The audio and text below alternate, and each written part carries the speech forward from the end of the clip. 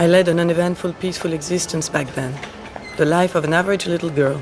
Persepolis investigates transnational feminine identity and the effort to transcend otherness.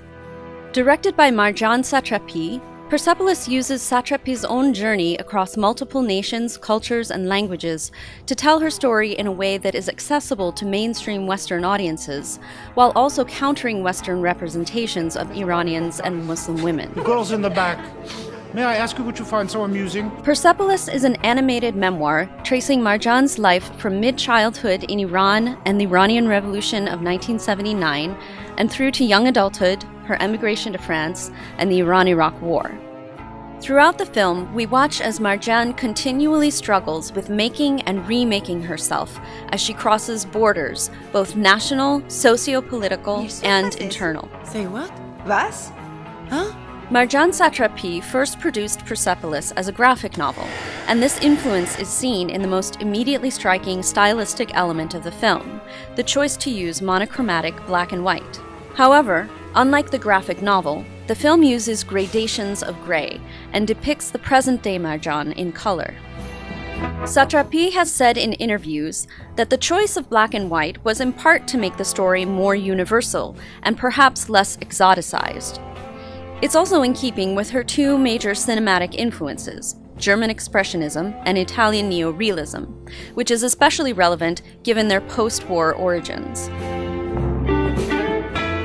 Her expressionistic style evokes that which is difficult to express in words and would be poorly served by a more literal representation. One particularly effective use of style in the film is a scene in which Marji's parents recount their experience at a demonstration in which the government opens fire on protesters. A man near them is shot, and we see his body in silhouette as a black pool slowly begins to spread before he is lifted up by the indignant crowd. Later, as Marji says goodbye to her parents at the airport, we see her mother collapse into her father's arms, silhouetted and lifted in precisely the same way as the fallen protester. The use of silhouette proves to be a powerful motif not only for depicting traumatic events, but also through association and visual parallels, revealing the larger collective trauma Marji and her community are suffering.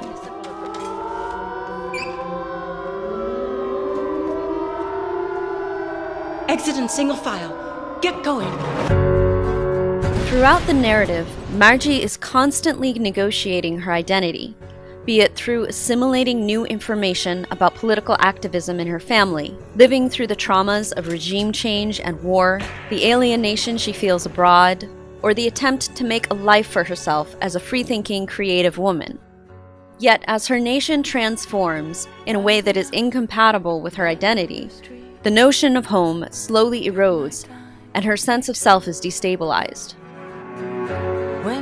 Through complex, multi-layered, multilingual creative approaches, Satrapi has succeeded in producing a poetic, post-Third Worldist work that humanizes and universalizes her othered self, thereby engaging her audience in a way that challenges dominant representations and offers exiles far and wide the tools to translate their experiences.